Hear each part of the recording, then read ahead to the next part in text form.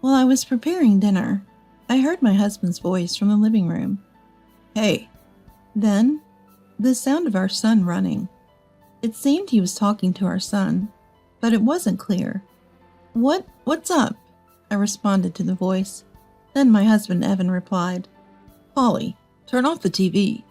You left the remote on the floor, didn't you? I said to Evan. What? So it's my fault now? That's how the argument between us started. Things escalated from there. My name is Emily. I'm 29, working part-time. My husband Evan works for a major company and is 5 years older than me. We met at a party organized by a friend. After dating for 2 years, we got married. Evan was a bit passive, but we seemed to get along peacefully and had a good connection. We were blessed with a child, a son named Polly, now 4 years old. I took maternity leave when Polly was born, but now I'm back to working full-time. Honestly, handling household chores after a full day of work is tough, but I persevered for Polly. His smile is what keeps me going. I pack up at work, say goodbye to my boss, and head home. Today, I got a bit late. I hurried to the car and drove to pick up Polly from daycare. After parking, I rushed to the daycare classroom and found Polly playing with his teacher. Seeing me, he came over with a smile. That melted away all my fatigue. I bid the teacher goodbye, and hand in hand with Polly, we smiled our way back to the car. Once home, the real rush begins. I have to start making dinner. Home at last! I open the door with Polly and find shoes scattered all around. I tidy them up and walk with Polly into the living room, where Evan is lying on the floor under the table watching TV. You're home already? Yeah, just had meetings today. He replies without taking his eyes off the TV. I half sigh, half laugh at the sight of him. Hey, did you do any housework? No. He responds nonchalantly, prompting a sigh from me. But you said the one who gets home first would do it. There was nothing to do. I retort, a bit irritated. Of course there is. What about the laundry drying in the bathroom? Oh, right. His clueless tone exasperates me. It's not just that. He keeps laughing at the TV. Hopeless, he's not listening. I start preparing dinner. Then I hear Evan shout, Hey! Huh? After a moment of silence, Polly starts crying. What's wrong? Polly turned off the TV. He must have left the remote on the floor. If you left it on the floor, of course Polly would step on it. What, so it's my fault? Evan retorts, sounding annoyed. Well, it can't be helped, right? No need to yell. Whatever.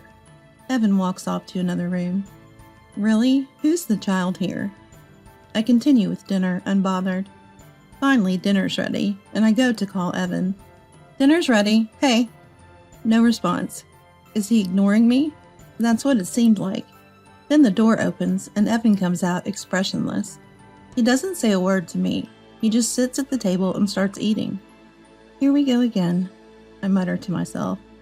Evan has this habit. When he's upset, he ignores people. It's really tiresome.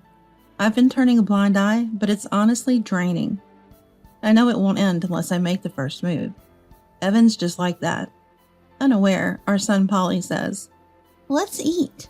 He starts eating the curry I made. Curry's yummy, he says with a smile. It is, isn't it? I can't help but smile back. Hey, Daddy. Polly tries to talk to Evan. Evan doesn't respond at all. Unbelievably, he's even ignoring our son Polly. I'm irritated, but don't want to fight in front of Polly, so I hold back. Daddy's just thinking about work right now. That's right. Polly starts eating again, seemingly unbothered. There's more if you want seconds. Okay. Watching Polly's carefree smile is reassuring. I wonder if Evan remembers our plan to go to the aquarium the day after tomorrow. I'm really worried about it, but since we can't talk, there's no way to confirm. Feeling anxious, I decided to go to bed, as I was tired today. But the next day, Evan continued to ignore me. In the morning, he got up and left the room without a word, passing by me with a blank face. The air was tense from the start. It was a terrible morning. The situation always drags on. I could apologize to make him feel better, but I don't think I did anything wrong this time. I can't bring myself to apologize for something like that. It's unreasonable to take it out on Polly, even if it's his own fault. If I apologize now, I'll just end up bottling up my stress until I explode. Then Polly ran up and hugged Evan. And Evan said, "You stink. Don't talk to me." Stink? Who does? It's Polly. He's had an accident again. I thought it couldn't be true since Polly sleeps with me, but there was a smell. Oh, when did this happen? I changed Polly's clothes. But Evan shouting at Polly showed he was still in a bad mood. Evan rarely shouts, so I knew this wasn't a good sign. Evan got dressed and left for work. Tomorrow is the day we promised to go to the aquarium as a family. I tried to forget about Evan's mood and prepared for the aquarium trip. I wondered when Evan would come home today. That's what I was thinking.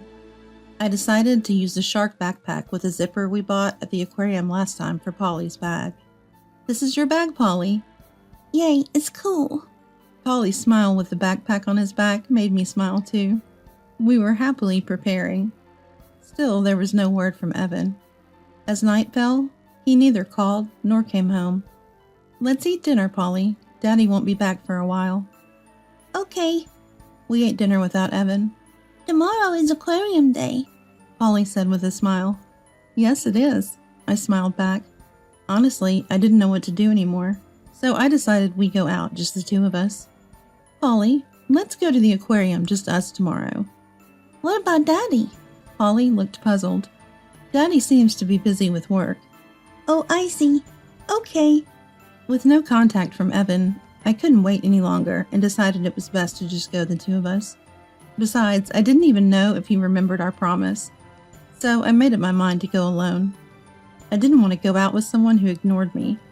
It would be fun with just the two of us, I thought. "Daddy's mad about something, huh?" Polly seemed to sense something. "Really, I don't understand. Maybe he's just tired. Let's just go by ourselves tomorrow." "Yeah, I'm excited." Polly seemed happy, and I felt a bit relieved. We finished dinner and we were getting ready for bed when a message came on my phone. 1 penny per character.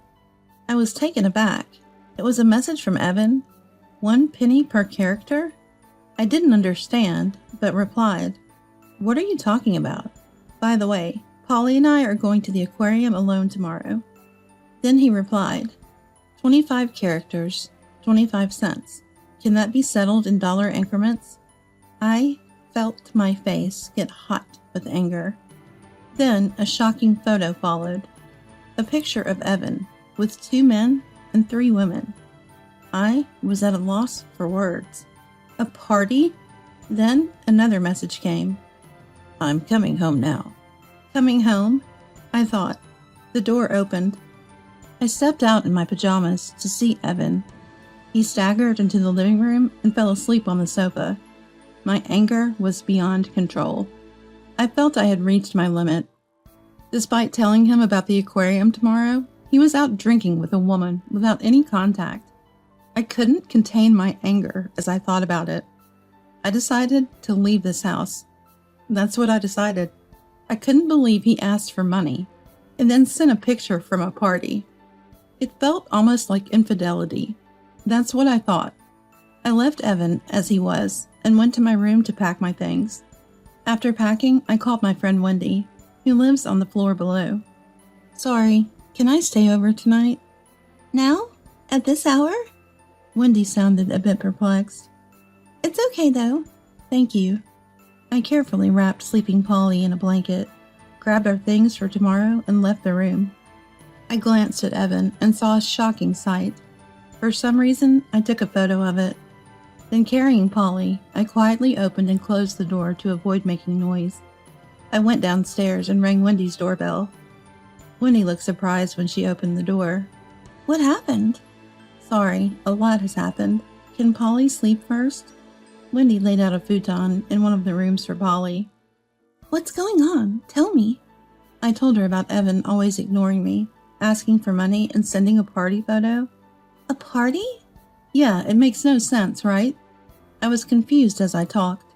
"It really doesn't." Wendy looked puzzled. I feel like having a drink. I can't sleep, but tomorrow I'm going to the aquarium with Polly, so just one. Going to the aquarium? Okay, I understand. Wendy got a beer from the fridge and opened it for me. Thanks. Sure. I drank one can and fell asleep while venting. Wendy woke me up early in the morning. She had covered me with a blanket and let me sleep on the futon after I had fallen asleep. Sorry, I didn't realize I had fallen asleep. Thanks for the futon. I felt well rested. Maybe because I got all my complaints out. Hey, can I use your shower? Of course. I quickly showered and changed into the clothes I brought. I glanced at the clock. It was about time for Polly to wake up, so I hurried. After getting dressed, Polly woke up. He was surprised at first, but then smiled when he saw Wendy. Hey, it's Wendy. Long time no see, Polly. Their conversation was comforting. I can go to the aquarium with you and your mom today. Wendy gave me a knowing look. Really? Yay! I felt relieved that Wendy would be joining us. We got ready and arrived at the aquarium. Polly was very excited. Polly and Wendy ran ahead into the aquarium. Having Wendy there was truly a relief. She took care of Polly, allowing me to just watch them from behind. At the interactive section, Polly and Wendy laughed and had fun. After this section, Polly ran off to a tank. I said to Wendy, "Thank you, Wendy."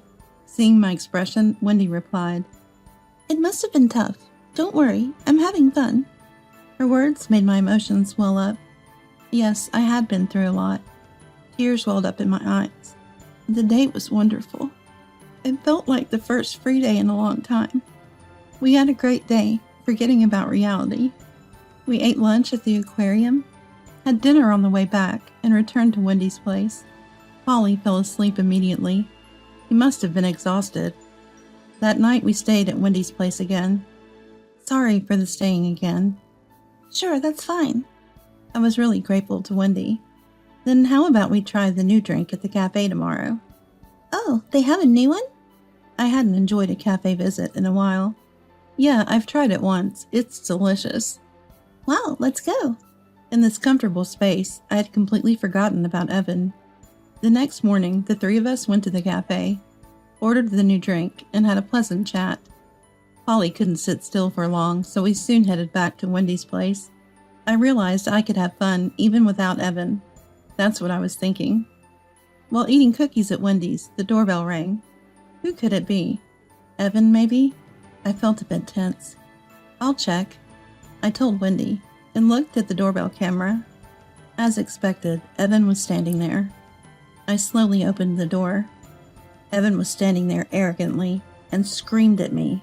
So, you were here after all. Don't just leave without saying anything. He was furious. Are you kidding me? No food at home, and I can't reach you on your phone. He was ranting with an angry expression. His words about the phone made me furious. Why would I reply when you're talking nonsense like charging a penny per character?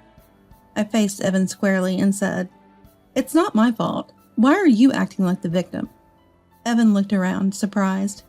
I had blocked all notifications from Evan. I even set my phone not to ring for his calls. I had completely forgotten about him while having fun with Wendy. Hearing the commotion, Wendy came out. I gestured to her that I was okay and tried to keep her from coming closer.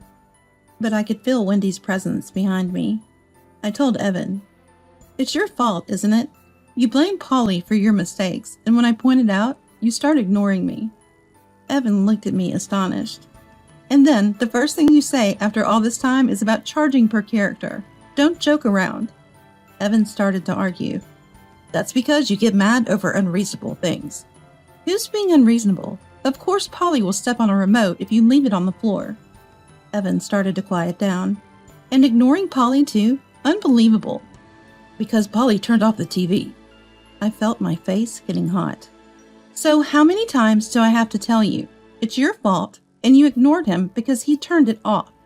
I was speaking with intense emotion.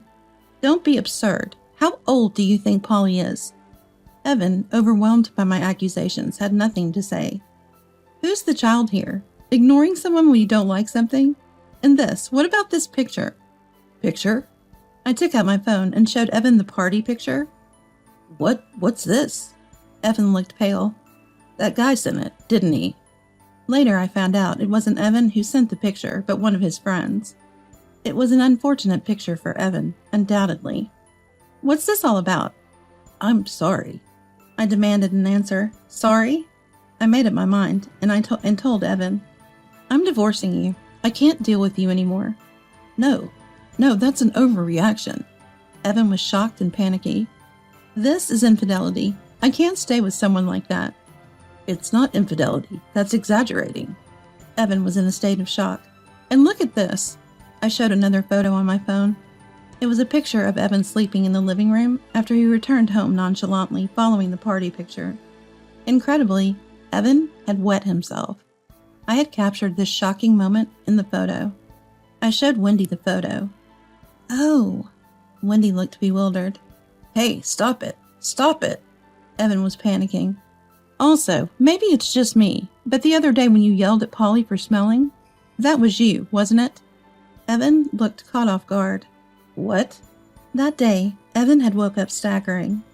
I found a lot of alcohol cans in the room and realized he'd been drinking heavily. And probably he was the one who had an accident, not Polly.